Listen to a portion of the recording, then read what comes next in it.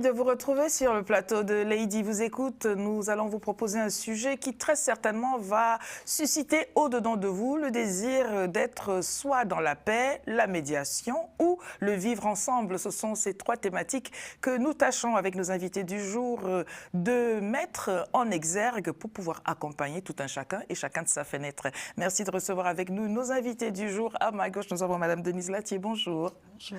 Denise est présidente de Femmes du Monde en Action Internationale. On aura très certainement l'occasion de parler de ce que vous faites et de voir comment est-ce que les questions, les thématiques que nous abordons aujourd'hui sont en résonance, en écho ou pas avec vos réalités du quotidien.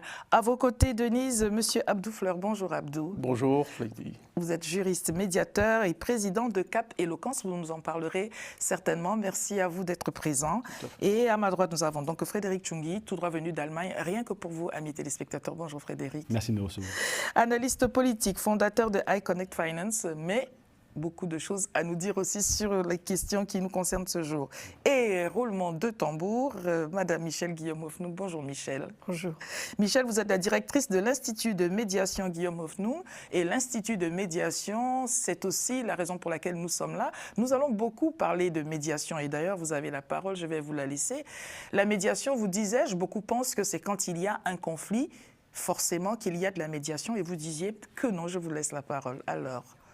Je vous remercie de l'occasion que vous me donnez de parler de l'aspect du rôle de la médiation en amont des conflits.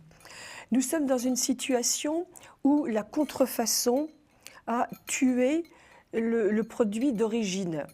Je mets le mot produit oui. Avec beaucoup de guillemets. Pour les pionniers de la médiation contemporaine que nous avons été dans les années 80, notre ambition, et le mot ambition est tout à fait adapté, c'était de faire des brèches dans les murs d'incompréhension et d'établir des passerelles d'intercompréhension. Et ce faisant, très souvent, on évitait le conflit. Donc, ce que j'aimerais faire passer comme message aujourd'hui, c'est que la médiation, c'est avant tout un processus de communication éthique. Pourquoi éthique ? Parce que le but, c'est de donner à la parole de chacun une égale dignité. Le médiateur n'a pas de pouvoir, mais il a la responsabilité de garantir l'égale dignité de la parole de chacun. Et quand on fait ça, on abaisse les tensions. On met les personnes en situation de responsabilité au sens éthique du terme, et très souvent, ça prévient les conflits. Vous allez continuer là-dessus, sur les conflits, parce que s'il y a bien quelque chose que tout un chacun connaît, c'est la question des conflits à l'échelle individuelle, dans la famille, je ne parle même pas du couple, dans les relations sociales. Le conflit vient là, mais il ne vient pas que là, il vient aussi, il s'invite beaucoup dans une dimension beaucoup plus large, j'ai envie de dire macro-sociale, pour ne pas dire macro-politique, nous en parlons aussi. Denise Latier, quand Michel nous parle de ce médiateur qui n'a pas de pouvoir, ou en tout cas la personne qui fait la médiation, qui peut donc être une médiatrice.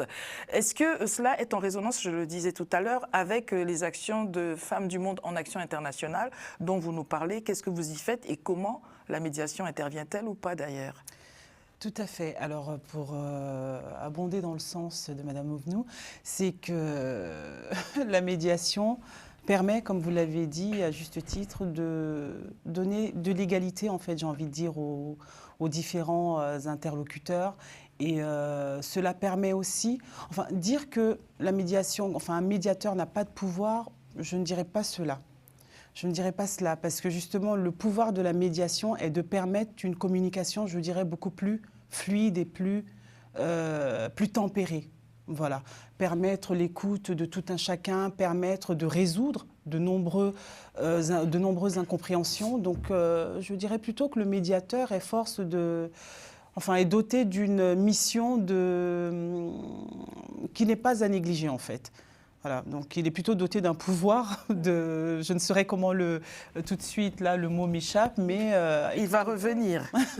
Je pense qu'on aura effectivement à échanger parce que nous ne sommes pas si éloignés. Voilà. Nous sommes là pour cela. Alors si je retiens ce que vous nous dites, mesdames, le médiateur a au moins, ou plutôt la médiation a un effet d'apaisement. Un pouvoir de toute façon. d'apaisement. Et ce n'est pas un petit pouvoir que d'apaiser les choses. Alors messieurs, à dessein, je ne vous avais pas encore donné la parole parce que ça n'est pas du côté des hommes, dit-on souvent dans Lady vous écoute, que se trouve la paix, le calme. Mais voyons voir, vous avez certainement un avis. Abdou. Absolument. Moi, je dirais d'abord que je suis très enchanté et heureux d'être aujourd'hui en face de la personne qui m'a initié à la médiation, Michel Guillaume Ofnung. Et tout de suite, j'ai compris que l'une des voies de la paix dans ce monde, c'était la médiation. Aujourd'hui, vous l'avez dit tantôt, au niveau de la plus petite cellule familiale, on a besoin de médiation, il y a des conflits. Au niveau social, le tissu social est dégradé.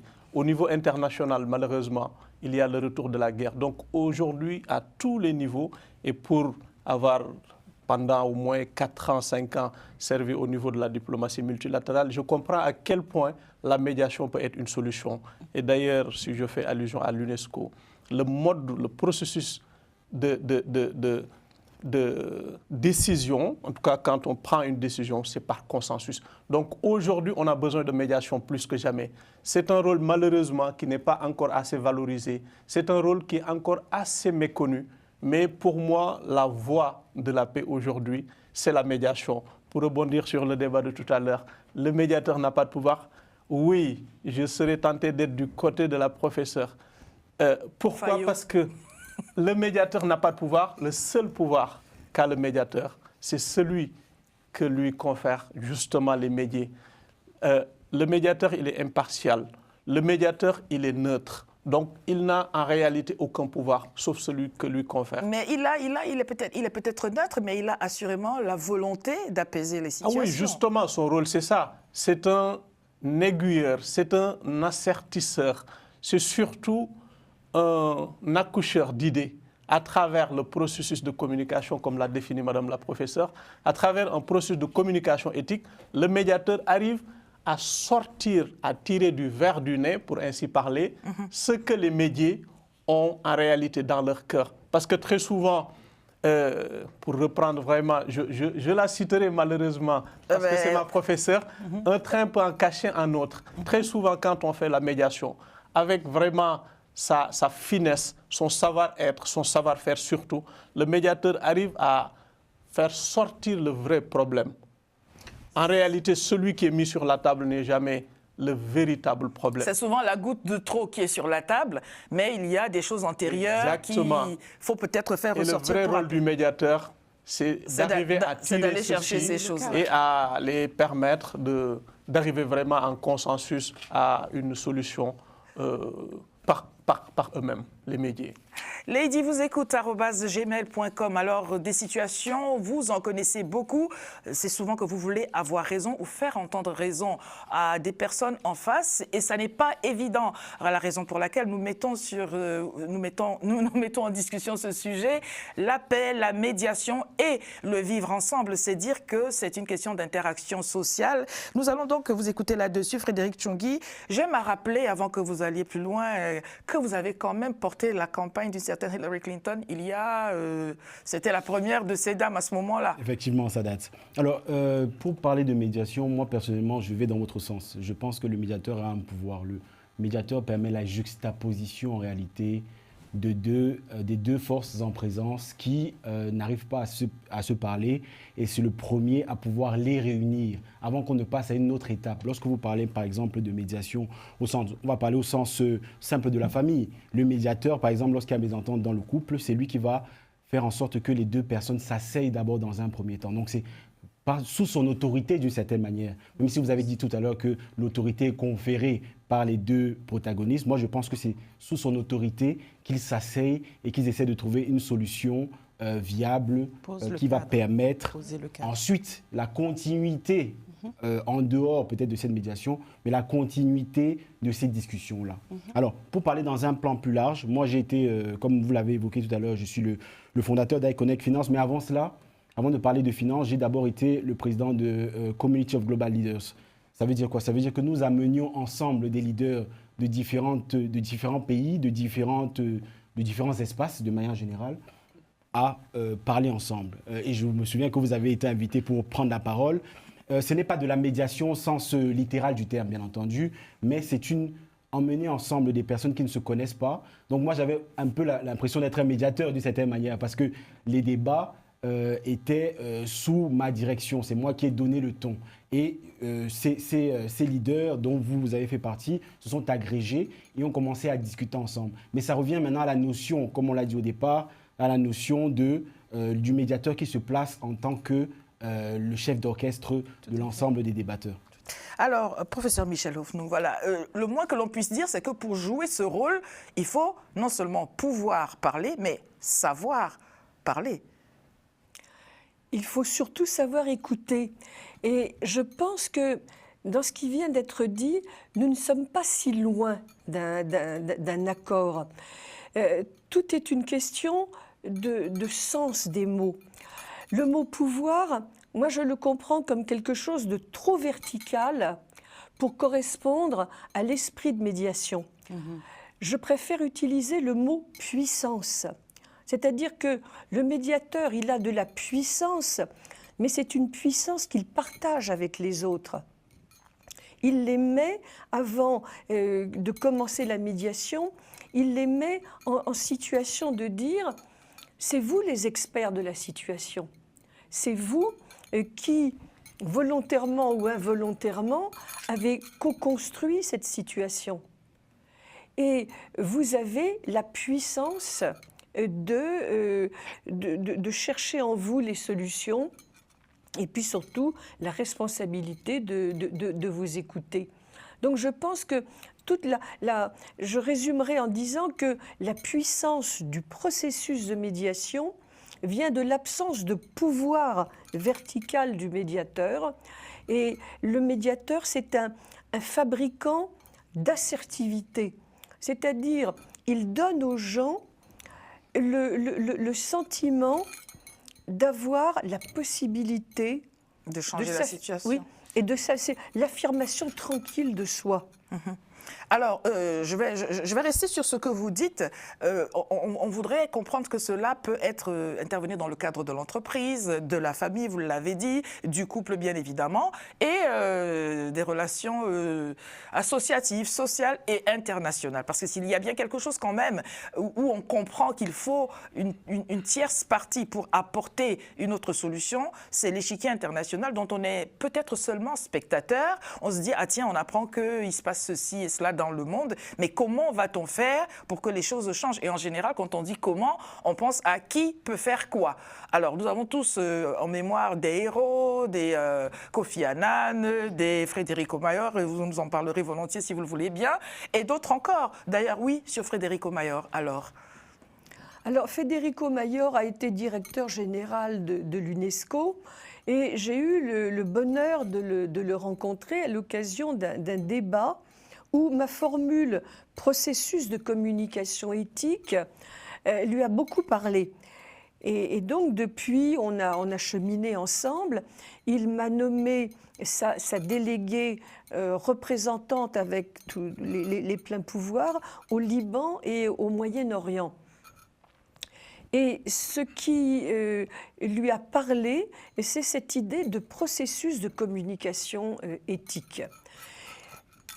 Et au niveau international, je pense que ce que j'aimerais faire comprendre, même si je n'ai que ma conviction pour essayer c'est bien assez. de le porter, c'est que la médiation, elle a surgi des sociétés civiles. Et c'est nous qui devons créer des faits accomplis de paix par notre capacité à communiquer dans le respect mutuel au-delà des frontières. Parce qu'il faut quand même être conscient que ces messieurs qu'on nomme grands, pour prendre la formule de Boris Vian, ils n'ont pas intérêt à la paix. Les dirigeants n'ont pas intérêt à la paix, soit parce que s'il y avait la paix, les trafics d'armes ou de substances illicites dont ils s'enrichissent serait tari. Ou bien, s'il y avait la paix, il y aurait des élections. Et s'il y avait des élections, ils perdraient le pouvoir. Les choses changeraient. D'autant qu'ils ne souffrent pas de la guerre. Ils sont très largement à l'abri de ces horreurs. Tirent-ils les marrons du feu? Je ne vous le fais pas dire. Oui. Donc voilà, c'est à nous, la société civile, parce que c'est nous qui payons le prix cher des conflits. C'est à nous de faire comme les guerrières de la paix, hein, créer un fait accompli de paix. Je sais que ça vous parle, alors je vous demandais de nous présenter Femmes du Monde en Action Internationale. Et puis cette question, ce rôle de la société civile, nous disait Michel, dans la capacité, la possibilité. Alors vous dites le pouvoir, la puissance, oui, la possibilité de pouvoir changer les choses. Comment est-ce que cela fait écho à vos actions ? Alors je vais me permettre, puisque c'est dans ce sens, parler aussi de ma casquette de conseiller citoyen à Montreuil, qui me permet aujourd'hui de pouvoir porter la voix des habitants et auprès des institutions, tout simplement. Donc c'est aussi une façon de pouvoir fédérer, écouter et apaiser. Mais est-ce que vous êtes en train de nous dire quelque part que les citoyens, n'eût été la médiation ou la société civile, les citoyens ne seraient pas en phase avec les institutions, la politique de la ville, par exemple, parce qu'ils ne comprendraient pas les processus? J'ai envie de vous dire que les institutions ne sont pas du tout en phase avec la population. Dites-nous tout. Comment cela? Donc, entre ce qu'ils s'imaginent dans leur bunker, j'ai envie de dire, ou avec leurs projets pour la population sans l'avoir consulté, oui, il y a un fossé. D'où cette passerelle entre les conseillers citoyens et qui sont eux-mêmes issus de la population en question, enfin du public en question pour lequel tous ces projets sont orchestrés. Donc on est plus à même de pouvoir parler à son voisin ou à sa voisine, de pouvoir s'écouter, concerter et voir quels sont nos besoins, j'ai envie de dire, du quotidien réel en fait, qui sont en phase avec nos réalités. D'où l'intérêt de la démocratie participative, parce que si les populations, comme disait, je le citais à peine tout à l'heure, un certain Nelson Mandela, faire pour les gens, sans les gens, c'est faire contre les gens. Tout à fait. Bien, alors, à l'échelle, je sais que messieurs, ça vous démange, hein, vous avez envie de rentrer dans la mêlée politique, et la politique, on dit bien là, mais c'est un sujet que les femmes, à juste titre, peuvent aborder, surtout pour apaiser. On l'a dit, je ne voudrais pas absolument genrer la discussion, mais tout de même, quand on dit la médiation, on dit souvent le médiateur, mais souvent la parole qui apaise est une parole qui... je ne voudrais pas caricaturer. Est-ce que vous êtes d'accord, messieurs? Voilà, vous avez le droit de ne pas être de mon avis, d'ailleurs. Alors, si je peux me permettre, je pense que le plus important, ce n'est pas tant en fait qui fait la médiation.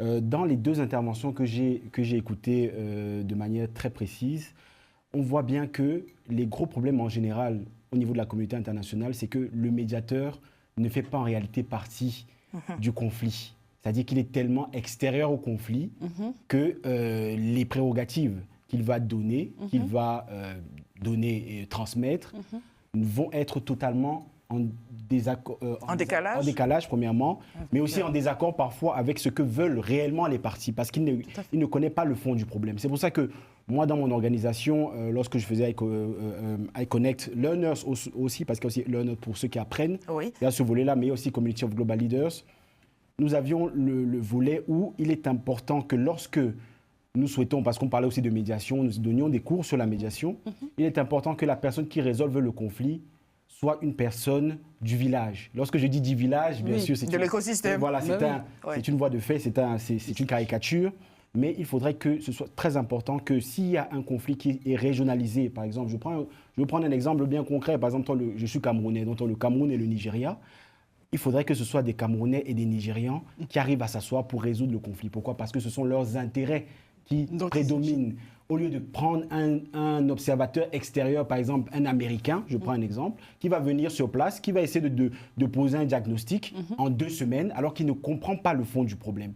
Et c'est pour ça que moi, dans mon organisation, nous travaillons plus avec des partenaires locaux lorsque l'on veut travailler, lorsqu'on veut comprendre un État. On ne prend pas, par exemple, pour comprendre le Cameroun, on ne prendra pas un Français, même s'il a fait il a étudié le Cameroun. Nous prenons des Camerounais locaux avec qui on discute directement. C'est bien de dire des Camerounais locaux, parce qu'il y en a qui soient Camerounais, mais qui ne soient pas nécessairement sur le terrain et donc qui ne soient pas nécessairement au fait de la Exactement, question. parce qu'il faut vivre en réalité ces conflits. Donc je partage tout à fait ce que vous avez dit, même si c'est un peu nuancé. J'imagine bien ce que je suis en train de dire, mais je pense que pour résoudre un conflit, il faut des personnes qui soient concernées par ce conflit et non pas une communauté internationale qui, en général, est très loin des préoccupations de des personnes en conflit. Si je peux, Oui, bien sûr, Denise, si je peux allez-y. me permettre, pour aller toujours dans ce sens, c'est que les spécialistes d'eux, c'est bien, mais j'ai envie de dire que ceux qui vivent, il y a la théorie et il y a la pratique.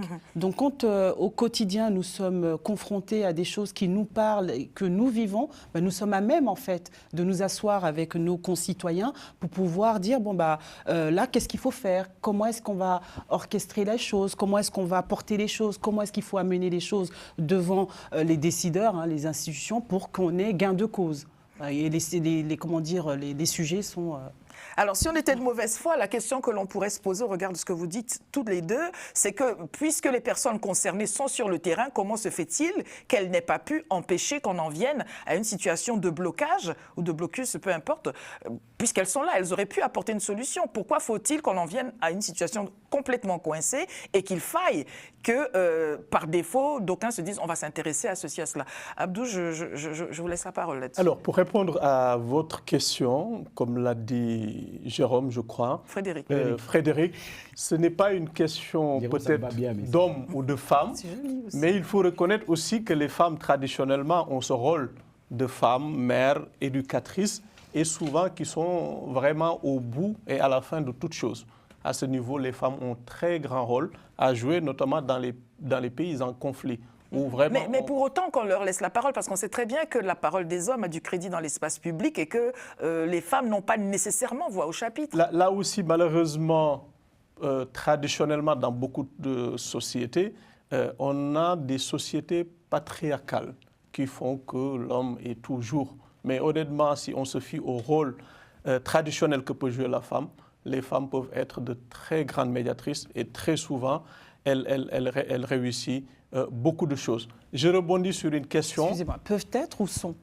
Comment? Vous avez dit les femmes peuvent être. Elles sont ou elles peuvent être? Oui, J'aimerais c'est une comprendre, faculté. Entre la faculté Et l'aptitude à le déployer. Voilà, ils ont le potentiel. D'accord. Après, ça dépend du contexte, D'accord. ça dépend de l'environnement. Et dépend comme de la elle a femme dit aussi. tout à l'heure, ça dépend de beaucoup de paramètres, mais la faculté est là. Tout à Et voilà, à ce niveau, il n'y a aucun problème. D'accord.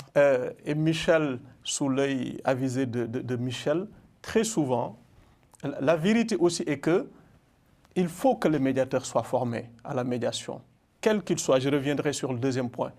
Et elle me fait penser, ou du moins on a discuté un jour où un grand pays disait tel pays impose la médiation. La médiation ne s'impose pas. La médiation se fait par consentement. Et d'ailleurs, c'est pourquoi on disait que le médiateur n'a pas de pouvoir. Quand on impose une médiation, il n'y a plus de médiation. Je me rappelle en 2016, le président Macky Sall, président en exercice de la CEDEAO, je crois, était parti au Burkina justement pour faire une médiation et il devait être accueilli par le général Diendéré. Et tout le monde ruait sur les brancards en disant que c'est inadmissible, ainsi de suite. Si vous venez dans un pays et que vous dites l'homme fort de ce pays ne va pas me recevoir, c'est comme on dit, le médiateur en question est déjà en train de scier la branche sur laquelle le médiateur est assis. Donc, très souvent aussi, il y a une confusion qui fait que c'est très compliqué parce que les médiateurs, soi-disant, ne sont pas formés.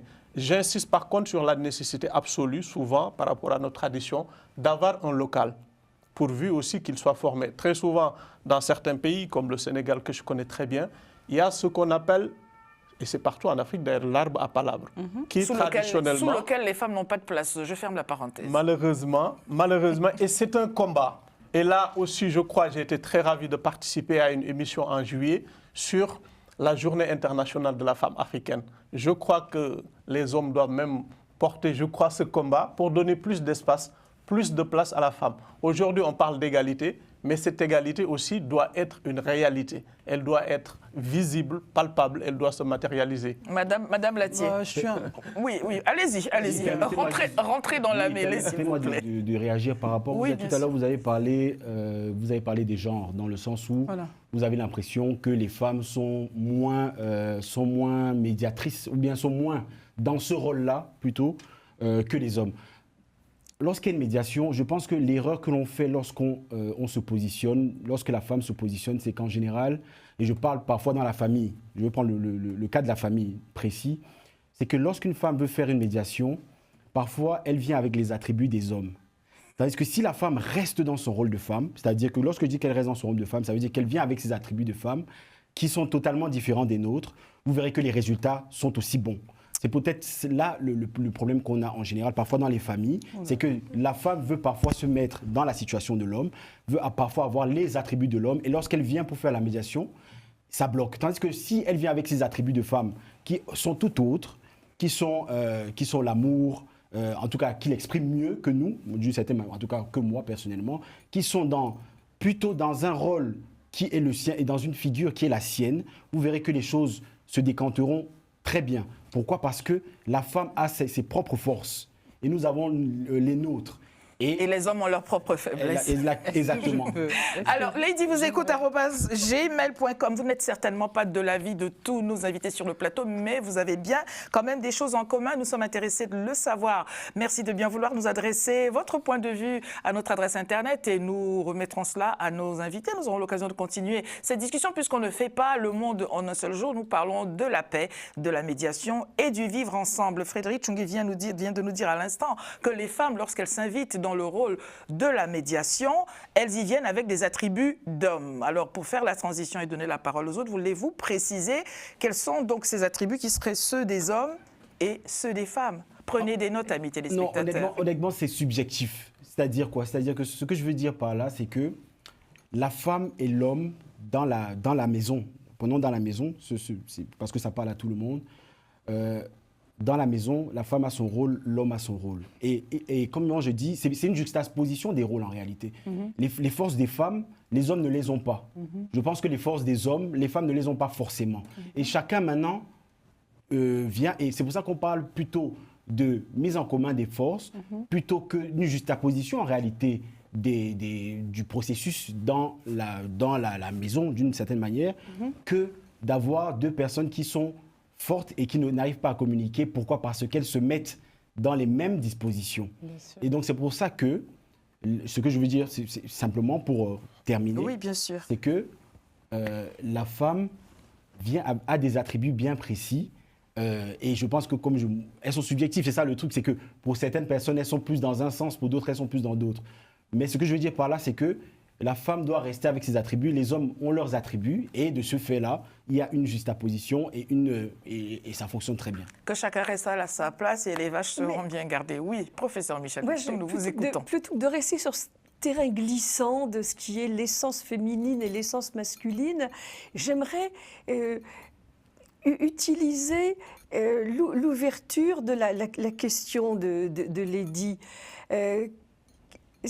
Qui faisait suite aux propos selon lesquels le médiateur il doit forcément appartenir, être dans le ventre du conflit. Et Lady, malicieusement, disait, mais alors, comment se fait-il que jusqu'à présent, ça ne soit pas la solution miracle? Et j'aimerais introduire l'idée selon laquelle la puissance du processus de médiation vient aussi du fait que le médiateur, il est extérieur. Et donc peut-être perçu comme étant impartial. Oui, et il est extérieur, c'est comme une fenêtre qu'on ouvre dans une pièce confinée. Moi, il m'est arrivé dans ma vie personnelle d'être très très mal à l'aise et très très maladroite dans des conflits. Et mes amis de me dire malicieusement « Oh, bah pour une médiatrice, tu n'es pas fortiche ».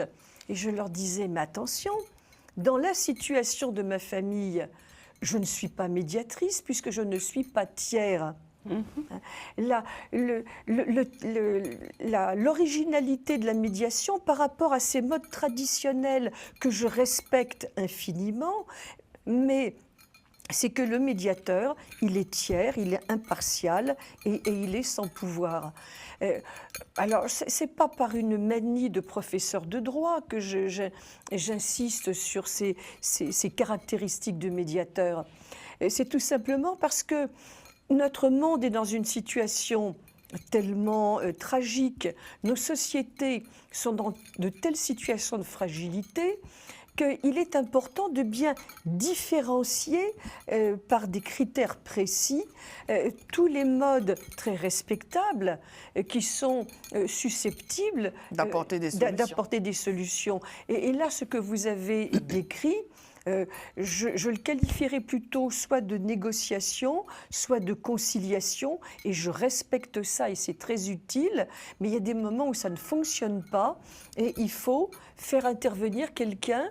Une personne qui n'a pas de parti pris et qui est censée être objective, neutre. Oui. Tout de même, donc c'est vous qui avez dit que vous êtes professeur de droit, ça n'est pas moi. Oui, alors c'est vrai. Je vous taquine, alors c'est à vous de le dire. Oui, parce que c'est vrai que ça m'agace toujours quand on me présente comme étant professeur de droit, comme ayant écrit l'ouvrage de référence, le que sais-je, la médiation. Et le référendum aussi ? Oui, j'ai écrit aussi sur le référendum. J'aime bien ce qui donne la parole à la base, à la société civile. Parce que souvent, on met en avant le fait que je suis professeur, que j'ai écrit, pour dire c'est une théoricienne. Autrement dit, me mettre sous cloche. Et ce que je veux dire, c'est qu'au sein de la société civile, dès les années 80, j'ai eu une démarche de type associatif. Et c'est sur la base de ma pratique de médiateur ou de médiatrice, médiateur ou de médiatrice, que j'ai écrit et que j'ai identifié que dans certaines situations, il faut de la conciliation, dans d'autres, il faut les modes traditionnels, où le chef de la palabre dans le village breton dont je viens, c'était le curé, c'est-à-dire des pouvoirs masculins communautariste. Le curé, la manière dont le curé régulait les conflits, c'était possible dans un groupe homogène. Or, nos sociétés ne sont plus homogènes. Et c'est là où il faut que on trouve des voies pour sortir par le haut d'une situation. Et c'est souvent un élément extérieur qui fournit cet air frais dans des situations confinées. Alors, je ne voudrais tout de même pas laisser passer ce qui se dit et qui revient sans cesse, quand bien même l'idée n'était pas de rester dans l'ADN de Lady Vous Écoute, mais on entend que ceux qui ont le pouvoir majoritairement sont donc des hommes et que ceux qui ne sont pas, celles qui donc ne sont pas des hommes pourraient apporter un peu d'eau dans ce vin. Cela veut-il dire qu'il y aurait avantage à ce qu'il y ait plus de mixité dans les sphères de décision pour que justement il y ait deux énergies qui puissent se tempérer bien mieux et sans que ce soit cette cristallisation, cette crispation qui fait qu'on arrive forcément à un conflit et qu'il faille y avoir une démonstration de force entre tel pays et tel autre pays, tel chef d'État. D'ailleurs, quand on dit le chef d'État, dit-on la chef, je ne sais pas. Mais voilà, je ne voudrais pas laisser cela comme ça sans que vous puissiez apporter votre point de vue. C'est ma conviction. C'est ma conviction et de plus en plus on parle d'égalité et je l'ai dit tantôt. Les femmes ont beaucoup de potentiel, traditionnellement, vraiment en termes de médiation, négociation. Voilà. À partir de son rôle de nourricière, d'éducatrice, la femme a un grand potentiel. Donc oui, il faut cette mixité. Il faut cette mixité. Plus il y en a, je crois qu'on aura davantage de chances de réussir les médiations. Il y a un point essentiel que je voulais aborder, si vous le permettez, Bien sinon sûr. je reviendrai tout à l'heure. C'est-à-dire, il y a de l'espoir. L'espoir est né par rapport à la médiation. De plus en plus, les pays, les organisations internationales saisissent l'importance, l'enjeu de la médiation. Et je donne 2 exemples pour corroborer mes propos.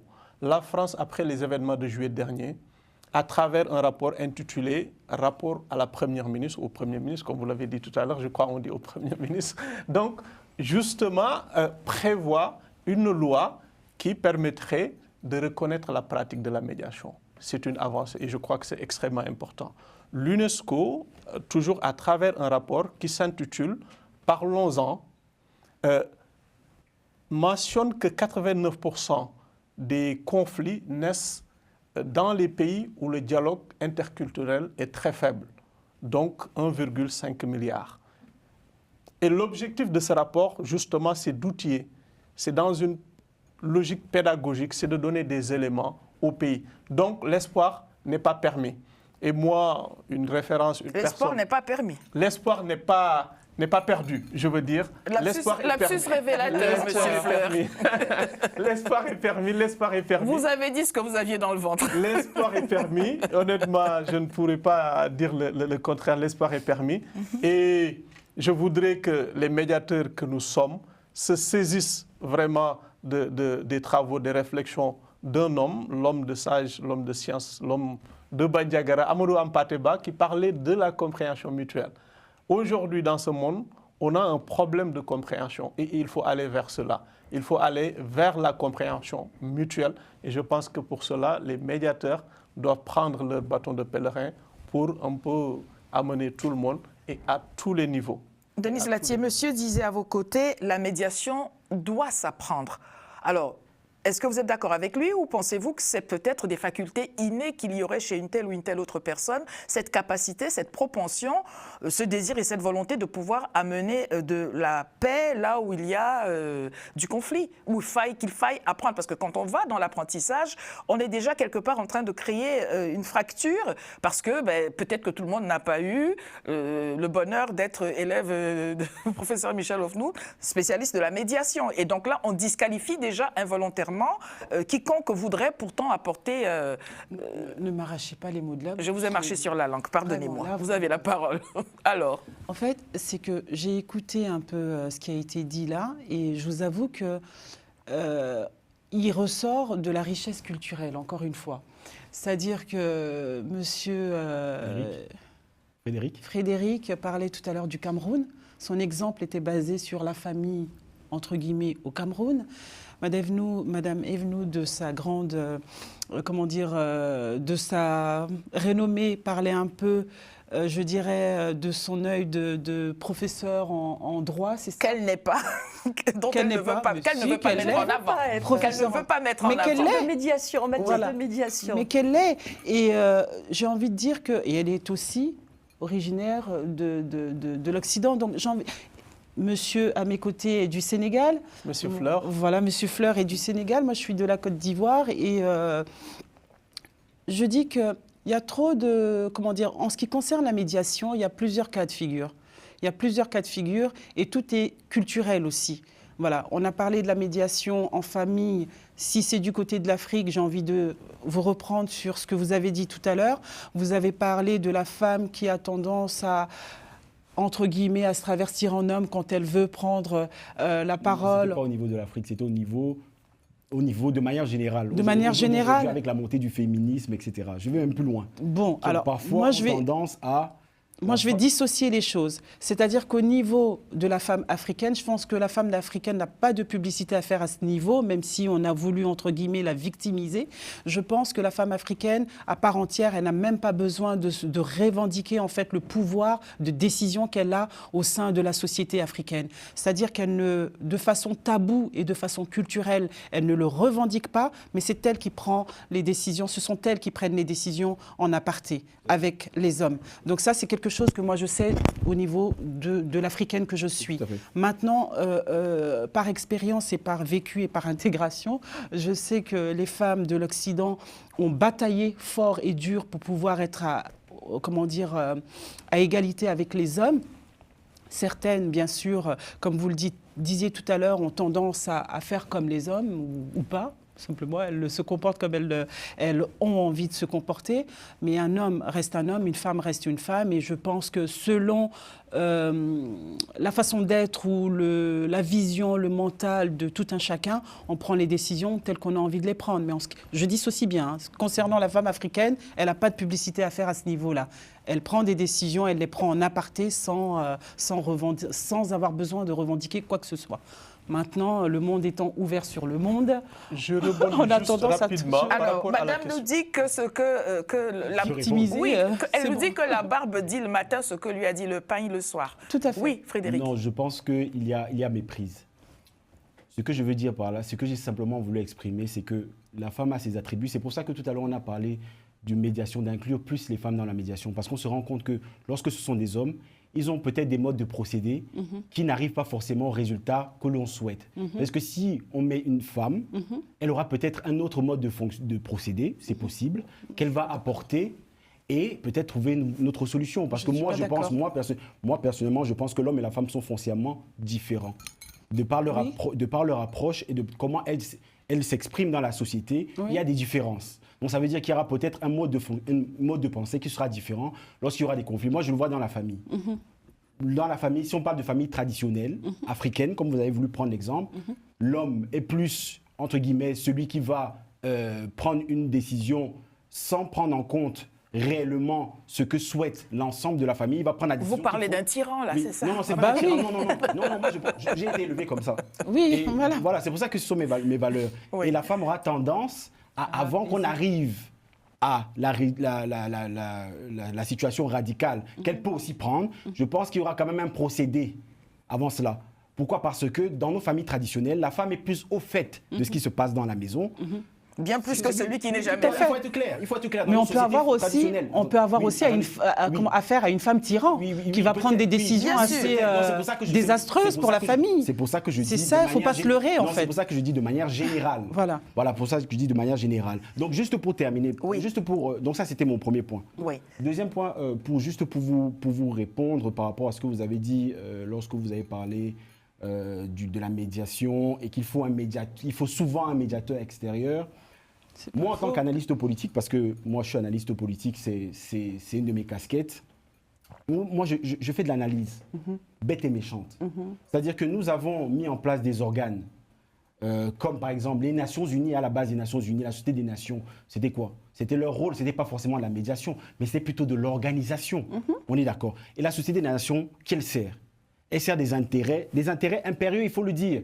La personne qui vous donne à manger, c'est la personne ici qui vous commande. C'est-à-dire quoi? C'est-à-dire que j'inclus l'Union africaine à l'intérieur. L'ingérence, ouais. Ça veut dire quoi? Ça veut dire que les États-Unis, qui financent de manière, comme je dis, je caricature, Oui. mais c'est cela, ce sont les premiers donateurs.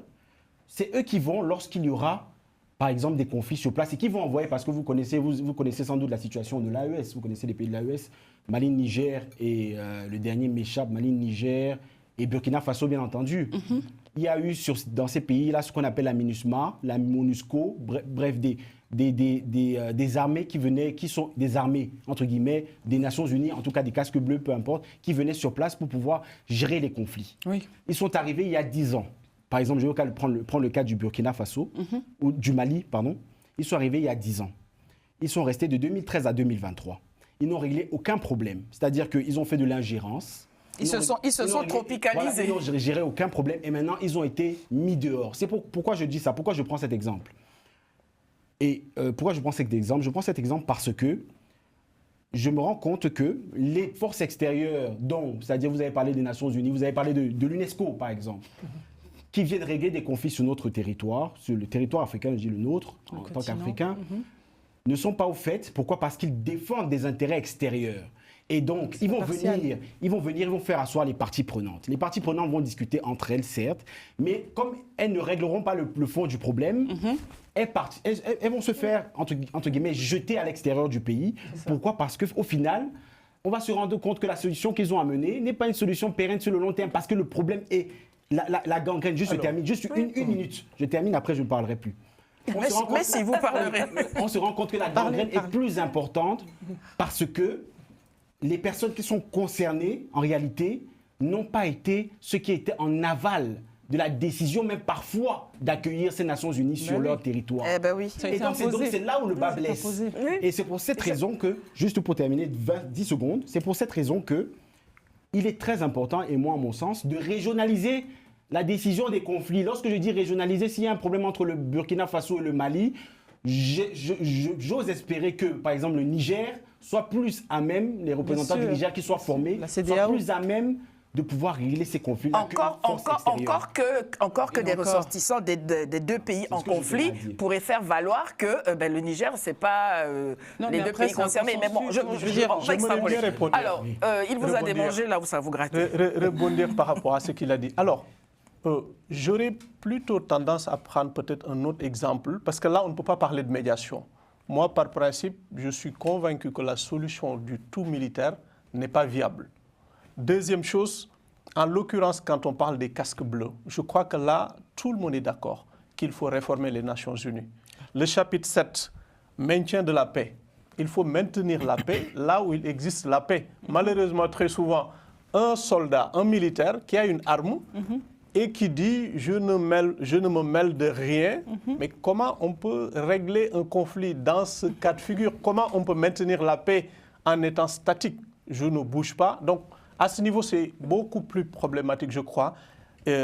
Malheureusement, ce n'est pas peut-être pour demain la veille, mais il faut réformer surtout la mission du casque bleu. Le casque bleu, c'est un militaire, il doit pouvoir faire la guerre, en tout cas faire tampon.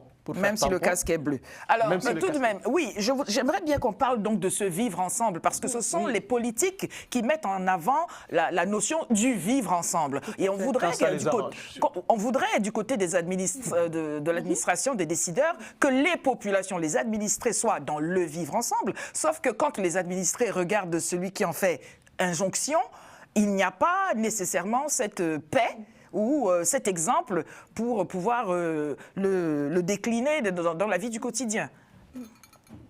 Mais juste une chose, c'est important de bien s'écouter, parce qu'en vous écoutant, j'ai compris pourquoi l'extériorité ne vous convenait pas. C'est parce qu'au fond, les expériences d'extériorité que vous avez mentionnées et qui suscitent votre méfiance, je les comprends, parce que, au fond, dans votre expérience, extériorité égale ingérence. Oui. Mais ça ne peut pas arriver avec le médiateur, si c'est un vrai médiateur, parce que le médiateur, il n'intervient qu'avec l'accord, vous voyez. Donc voilà, c'était bien qu'on s'écoute. La nuance avait sa place. Vous l'avez dit, pour être un bon médiateur, il faut être quelqu'un qui sait écouter avant toute chose, parce que les gens n'arrivent plus à s'écouter. Et puis qu'on l'ait invité. N'est pas étranger. C'est-à-dire extérieur n'est pas étranger. Il faut être étranger au conflit. Et ce qu'elle disait, qui est très important à souligner, et que j'ai aussi compris en l'écoutant tout à l'heure, malheureusement je n'ai pas pu le dire, donc je le dis là, et qu'on l'ait invité, que ce médiateur ait été invité. Oui. Et dès lors où il a été invité, là, il prend plein pouvoir à pouvoir créer le cadre à la médiation. Amis téléspectateurs, je ne sais pas si vous l'avez constaté, la super expert en médiation a réussi à concilier tout le monde. Parce qu'elle l'a dit, il faut bien écouter. Oui, tout le monde disait, parce qu'il y a du potentiel. Il y avait... Vous êtes magnanime, ma chère. Bien, alors la paix, la médiation, le vivre ensemble, voilà un exercice qui est finalement apparemment très compliqué, mais que tout le monde aurait avantage à mettre en pratique, pour autant que chacun a compris les choses et écoute l'autre. Écouter, c'est encore une autre discipline. J'aimerais, dans les quelques minutes qui nous restent quand même, que vous nous parliez de Cap Éloquence. Parce que quand moi je lis Cap Éloquence, j'entends ce que je pense que c'est, mais certainement je me trompe. Donc je vous laisse nous présenter Cap Éloquence. Vous ne vous trompez pas. Car vous savez ce que je pense. Oui, c'est un rapport avec l'éloquence. Ça n'a peut-être pas de lien direct avec la médiation. Là, il faut peut-être dissocier la personne présidente de Cap Éloquence et la personne médiateur, qui est en même temps président de Cap Éloquence. Donc, mais on ne peut pas aussi parler de médiation, quand Madame la professeure a défini tout à l'heure la médiation, elle a commencé par parler de communication éthique. Donc, au début de la médiation, c'est d'abord la communication. Donc, Cap Éloquence, c'est plutôt un club d'art oratoire et de leadership, dont, en tout cas, l'objectif, c'est de pouvoir un peu démocratiser la prise de parole en public, montrer aux gens que la prise de parole ne doit pas être réservée qu'à une certaine élite, une certaine catégorie, parce que tout part de la parole. Au commencement était la parole. La parole mène le monde, la parole gouverne le monde. Donc, pour gouverner le monde, il faut être un minimum, avoir un minimum certaines compétences en art oratoire, et à travers des ateliers, un atelier phare qu'on appelle Tous orateurs, là aussi pour montrer que nous avons tous un potentiel oratoire. Il suffit tout simplement de le découvrir et de s'exercer pour devenir un orateur. Ce qui veut dire que tout le monde peut écouter, tout le monde peut parler, mais il vaut bien mieux optimiser et sa manière d'écouter et sa manière de parler pour que ce soit efficace. Vous ne nous avez toujours pas présenté Femmes du Monde en Action Internationale. Femmes du Monde en Action Internationale, dont j'ai été présidente pendant très longtemps et que je... Fondatrice, je disais présidente, mais fondatrice. Vous avez raison de me reprendre, oui. Tout à fait. Et donc aujourd'hui plutôt chargée de relations internationales à ce niveau-là. On prône la justice sociale en faveur de l'homme, la femme et l'enfant, donc la famille, hein, la société, j'ai envie de dire. Et donc nous menons des projets en faveur de la politique de la ville. Là, je parle au niveau local, au niveau de Montreuil. Et au niveau de l'international, nous sommes sollicités pour des projets au niveau de l'international. Ça peut aller des projets dans l'agriculture, des projets de rénovation, comment on appelle ça, comment on appelle ça dans le secteur hôpital La santé. Voilà, de la santé. Merci, de la santé. En fait, c'est vraiment assez large. Donc là où nous pouvons mener les projets, nous y allons gaiement, quoi. Vous avez donc bien noté Femmes du Monde en Action Internationale, mais aussi Cap Éloquence et très certainement aussi iConnect Finance. Je voudrais vous laisser nous en dire un peu plus. Tout à fait, tout à fait. Alors, iConnect Finance, vous savez, c'est né d'un constat. Nous avons parlé de médiation, nous avons parlé très brièvement de paix, mais je pense que tous ces mots doivent être aussi attachés avec développement. C'est-à-dire qu'il n'y a pas de médiation, il n'y a pas de paix sur le durable sans développement des espaces. C'est pour ça que c'est pour ça que moi, dans le collectif que j'ai lancé, une entreprise plutôt, qui est iConnect Finance, nous accompagnons les jeunes qui ont des projets dans l'entrepreneuriat en leur donnant les outils de la comptabilité de la finance. C'est-à-dire que ils lancent leur projet et nous, on l'accompagne dans tout ce qui est déclaration fiscale, tout ce qui est gestion de trésorerie, mais pas qu'avec les jeunes. On travaille aussi avec des grosses sociétés. Par exemple, il y a un mois, j'ai travaillé avec la Société nationale du pétrole congolais dans la gestion. J'ai formé leur cadre dans la gestion de trésorerie. Donc, c'est le volet argent qui est important et que je pense que... Le nerf de la guerre. Qu'en général, on n'en parle pas souvent parce que c'est tabou. Mais moi, je me focalise réellement sur cette composante-là pour pouvoir permettre donc, aux jeunes, aux moins jeunes, aux grosses sociétés, aux grosses entreprises de pouvoir gérer leurs finances. Okay. Michel, vous avez le mot de la fin. Voulez-vous aller sur le prix Lysistra ou autre chose, ou plutôt de tout ce qui s'est dit sur ce plateau? Encore que quand on parle de médiation, on n'a jamais fini d'apaiser la situation parce que le feu ne demande qu'à se rallumer et il faut peut-être pas rester trop loin de la source de ce qui fait exploser les choses. Mais je trouve que sous votre bienveillante autorité, et qui est un des éléments de définition de la médiation, nous nous sommes écoutés mutuellement. Eh bien, mon institut de médiation, l'Institut de médiation Guillaume Hoffnung, a cofondé avec le Centre des femmes arabes et sous l'égide du programme MED 21, qui a été créé par un ami personnel de Léopold Sédar Senghor, Mohamed Nadir Aziza, un prix Lysistrata, qui est un prix de résolution des conflits par la médiation. Et tous les ans, donc, là, il y a une très belle cérémonie de remise des trophées. Et cette année, il a été donné aux Guerrières de la Paix, qui est une association.